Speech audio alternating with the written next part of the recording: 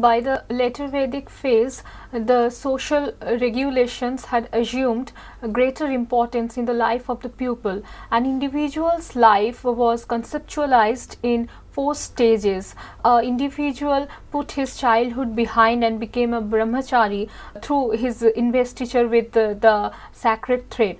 Brahmacharya, Garhastha, Banaprastha and Sannyas became 4 ideal stages in an individual's life. And ma'am, in fact, the later Vedic and the Sutra texts are steeped in the ritual of sacrifice or yagga, which permeated every facet of the life of the people, irrespective of high or low.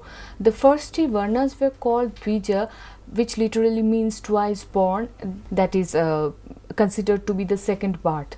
On the other hand, these texts also emphasized on the differences of the 4 varnas. The Aitareya Brahman stated that the Rajaswa sacrifice endowed each of the 4 varnas with certain qualities: the Brahmana with tejas or lustre, Kshatriya with virya or valor, the Vaishya with prajati or procreative power, and the Shudra with pratishtha or stability.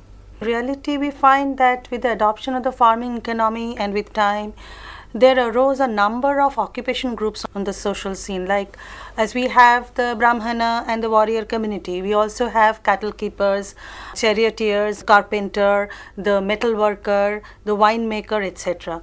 The whole intention behind creating the Varna was to insist upon these occupational functions and also to limit the access of these occupation groups to the material resources by kind of staging this kind of differences and a hierarchical order in the society. But the intention was not totally successful because we find that throughout these vertically divided varnas also there were certain class divisions. In the later Vedic time, we can see that as there were wealthy Kshatriyas or Brahmanas, there were also wealthy Vaishyas. And there were poor Brahmins and there were poor Shudras. There was a lot of social tension was also happening because the Varna and the class formation had collided with each other. On one hand, we have, there's a social tension between the Brahmana and the Kshatriya communities. In the Shatapatha Brahmana and the Panchavingsha Brahmana, we hear of the Kshatriya or the Rajana getting the priority in the Varna status, whereas the Brahmins actually through their ritual power were claiming more and more authority in the society. And the fallout of these tensions would actually be reflected in the later Vedic society or the post-Vedic society.